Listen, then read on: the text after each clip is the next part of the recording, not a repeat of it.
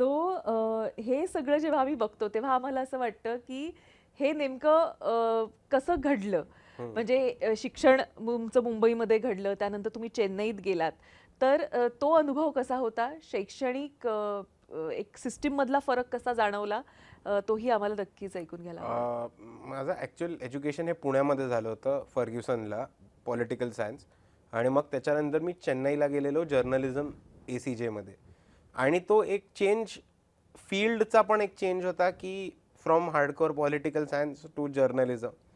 मग आता पॉलिटिकल सायन्समध्ये तुम्हाला तुमचे पॉलिटिकल ओपिनियन्स, पॉलिटिकल थॉट्स हे कल्टिवेट करणं, ते फ्रेम करणं, ते बोलून दाखवणं हे शिकवलं जातं. जर्नलिझममध्ये थोडं उलटं होतं की तुम्हाला तुमचे पॉलिटिकल थॉट्स बोलून नाही दाखवायला लागत, किंवा ते तुमच्या आर्टिकलमध्ये किंवा तुमच्या रिपोर्टिंगमध्ये शक्यतो रिफ्लेक्ट नाही झाले पाहिजे. तुम्ही तटस्थ राहावं तटस्थ राहायला पाहिजे, न्यूट्रल राहायला पाहिजे.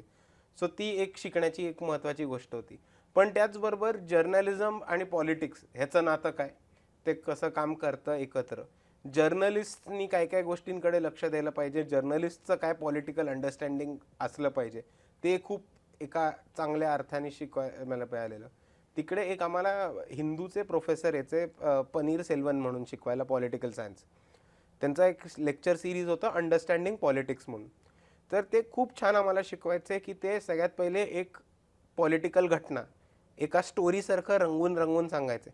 मग त्याच्या मागचे पॉलिटिकल किस्से आणि पॉलिटिकल हॅपनिंग्स आणि अंडरस्टेटमेंट्स आणि जे ज्या राजकारणामुळे त्या between the lines. Between the lines सांगायचे.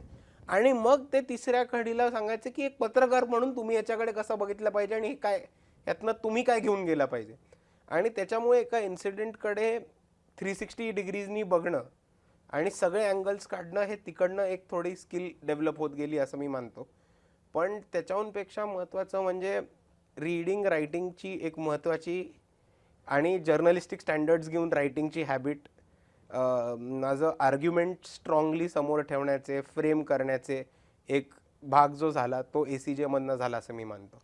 लॉ करावं असं नाही वाटलं का? हा त्याच अनुषंगानं एक मला प्रश्न मला विचारावासा लॉ वाटतो. ॲक्च्युली करायचंय. मी मध्ये ॲडमिशन पण घेतली होती लॉला, पण ती कोविडमुळे पूर्ण नाही झाली आणि मग त्याच्यानंतर मी UKला शिक्षणासाठी निघून गेलो. पण लॉ करणं हे माझ्या अजेंडावरती आणि मी करणार आहे ते नक्कीच.